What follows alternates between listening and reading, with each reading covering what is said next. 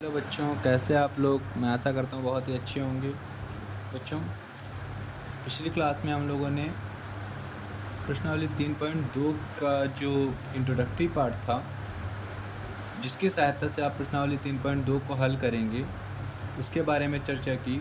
अगर आप लोगों ने वो वीडियो नहीं देखा है तो प्लीज़ वो वीडियो ज़रूर देखें, जिससे आप 3.2 को चुटकियों में सॉल्व कर सकते हैं बिना किसी की हेल्प के।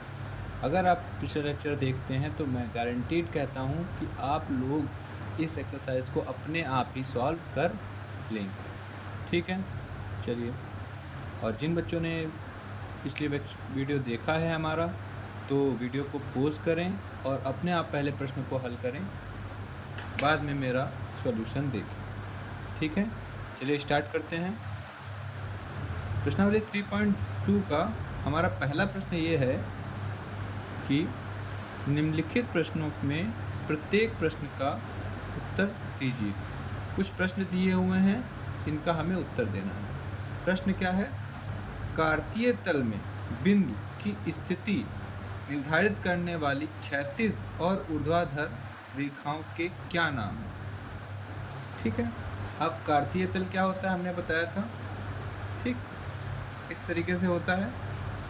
एक इधर रेखा होती है, एक ऊपर रेखा होती है। ठीक है, तो ये कार्तीय तल है, इसमें दो रेखाएं हैं। ठीक है, एक क्षैतिज रेखा है और एक ऊर्ध्वाधर रेखा है। ठीक है, अब इनके नाम बताने हैं। तो क्षैतिज रेखा को हम लोग क्या कहते हैं? एक्स अक्ष, और ऊर्ध्वाधर रेखा को वाई। तो इसका आंसर क्या हो जाएगा? एक्स अक्ष व वाई अक्ष। ठीक है, अगर आपने वीडियो देखा होगा तो इजीली बता लिया होगा आंसर। चलिए नेक्स्ट क्वेश्चन देखते हैं इसी तरीके से। नेक्स्ट क्वेश्चन हमारा क्या है? इन दो रेखाओं से बनने वाले प्रत्येक भाग के नाम बताइए। अब ये जो दो रेखाएं हैं हमारी, इनसे एक ये भाग बन रहा है, एक ये भाग बन रहा है, एक ये चार भाग बन रहे हैं। तो इन्हें हम लोगों ने किस नामों से प्रदर्शित किया था? इन्हें क्या कहते थे?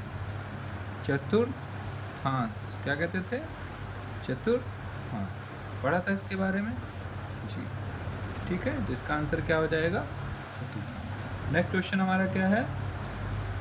उस बिंदु का नाम बताइए जहां ये दो रेखाएं प्रतिच्छेदित होती हैं।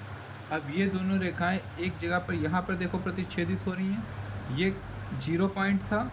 ठीक, इसको हम लोग क्या बोलते हैं? मूल बिंदु। ये भी मैंने बताया था पिछले लेक्चर में। तो इसका आंसर हमारा क्या हो जाएगा? मूल बिंदु हो जाएगा। ठीक है, तो इसी के साथ हमारा पहला प्रश्न सॉल्व हो गया है। इसके 3 पार्ट थे, तीनों हमने देखे और इजीली सॉल्व कर लिया, क्योंकि हमने पिछले लेक्चर को अच्छे से देखा था। ठीक है, चलिए नेक्स्ट क्वेश्चन की तरफ बढ़ते हैं। अगला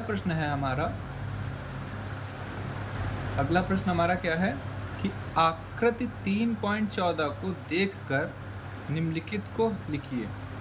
ये हमारी आकृति बनी हुई है एक। ठीक, इसको देखना है और ये कुछ पॉइंट्स लिखे हुए हैं, इनको क्या करना है? लिखना है। ठीक, तो पहला पॉइंट क्या है? पहला पॉइंट ये है b के निर्देशांक।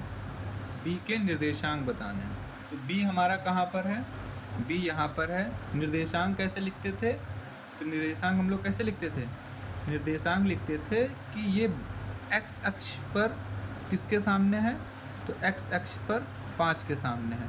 तो x -5 के सामने, तो -5। ठीक, पहले x वाला लिखते थे और बाद में y वाला। तो x पर कितना है? -5। ये रेखा देखो आप, x पर -5 के सामने है बिल्कुल, और y पर है 2 के सामने। तो y पर 2 के सामने, तो निर्देशांक क्या हो गया? -5, 2। तो b के निर्देशांक क्या हो जाएंगे? -5, 2। पहले का ये आंसर हो गया। ठीक है, पहले का आंसर क्या हो गया? b का निर्देशांक क्या है? -5, 2। तो b का आंसर क्या आ गया? -5, 2। निर्देशांक लिखने थे, हमने लिख दिए। फिर सी के निर्देशांक। अब इसी तरीके से आप वीडियो पोस्ट करिए और सी के निर्देशांक देखिए क्या होंगे। सी हमारा कहाँ पर है, सी ये है। सी देखो ये हमारी एक्स अक्ष है, ये वाली।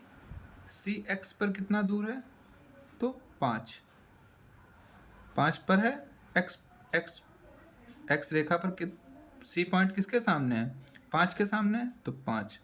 और वाई पर किसके सामने है, -5 के सामने, तो -5। पहले एक्स वाला लिखते हैं फिर वाई वाला। तो एक्स पर 5 और वाई पर -5। तो एक्स सी के निर्देशांक क्या हो गए, 5, -5। क्या हो गए, इसका आंसर क्या हो जाएगा, सी का 5, -5। ठीक है। नेक्स्ट क्वेश्चन, नेक्स्ट क्या है, निर्देशांक -3, -5 द्वारा पहचाना बिंदु। अब -3, -5 किसके निर्देशांक हैं, तो -3, -5, -3, -5 किसके निर्देशांक, ये किस बिंदु के निर्देशांक हैं, तो ई के निर्देशांक हैं। तो इसका आंसर क्या हो जाएगा, ई हो जाएगा। आंसर हमारा क्या हो जाएगा, ई। ठीक है। ऐसे ही निर्देशांक 2, -4 द्वारा पहचाना गया बिंदु। ठीक, किससे, 2, -4। अब 2 इसमें देखेंगे हम लोग, x पर कितना, x पर 2, x पर 2, तो ये x पर 2 ये है हमारा।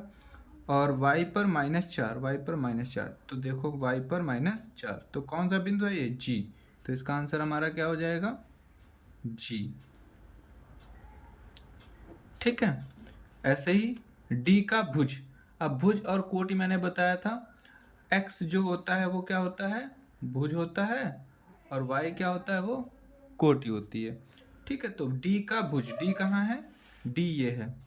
D का भुज, भुज क्या होगा, D जिस x पर जिसके सामने होगा वही भुज होगा। तो D x पर किसके सामने है, 6 के, तो D का भुज क्या हो जाएगा, 6।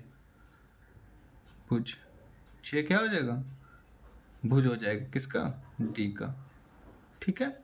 इसी तरीके से बिंदु H की कोटि। अब H कहाँ है, तो H ये है हमारा। कोटि क्या होता है, Y पर जिसके सामने हो, तो Y पर किसके सामने है, -3 के सामने है। तो H की कोटि क्या हो जाएगी,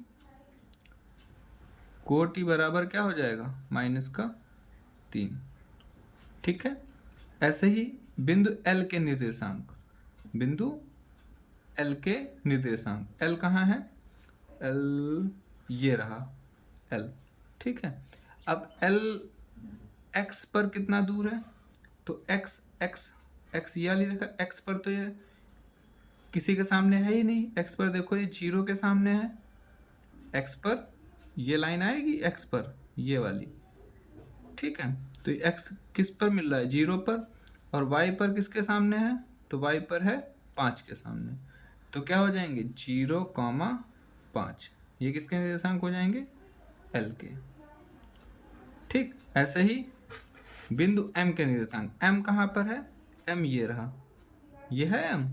अब M देखो x पर कहाँ है, तो x पर किसके सामने है, x पर -3, x पर कितना, -3। और y पर देखो, y पर थोड़ा भी उठा है ऊपर की तरफ या नीचे की तरफ है क्या कहीं, नहीं, बिल्कुल क्या है, 0 पर है y में, तो y पर 0। ठीक। तो ये इसके निर्देशांक होगा। फिर से एक बार देख ले निर्देशांक कैसे देखा जाता है।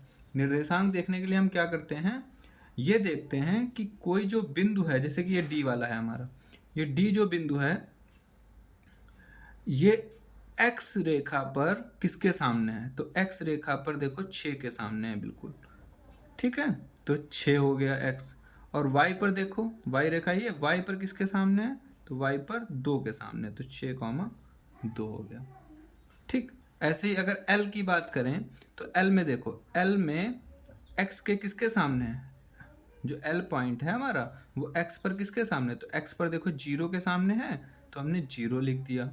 ठीक। और y पर किसके सामने, तो y पर 5 के सामने था, तो 5। ऐसे इस वाले को देखो, M को एक्स पर किसके सामने, एक्स पर सामने है ये -3 के, -3 के है, देखो एक्स पर -3 के है, ऐसा लाइन बना लो।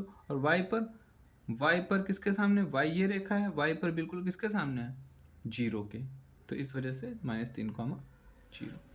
तो अगर इसकी भुज की बात करें तो ये इसका भुज हो जाएगा और ये इसकी कोटि हो जाएगी। ठीक, x हमारा भुज होता है और y हमारी कोटि। तो इसी के साथ हमारी एक प्रश्नावली 3.2 सॉल्व हो गई है। वीडियो अच्छा लगे तो लाइक करें, चैनल को सब्सक्राइब करें और बेल आइकन को ज़रूर दबाएं, जिससे आप लोगों को डेली नोटिफिकेशन मिलता रहे। तो इस लेक्चर को यहीं पर रोकते हैं, मिलते हैं नेक्स्ट क्लास में, तब तक के लिए जय हिंद।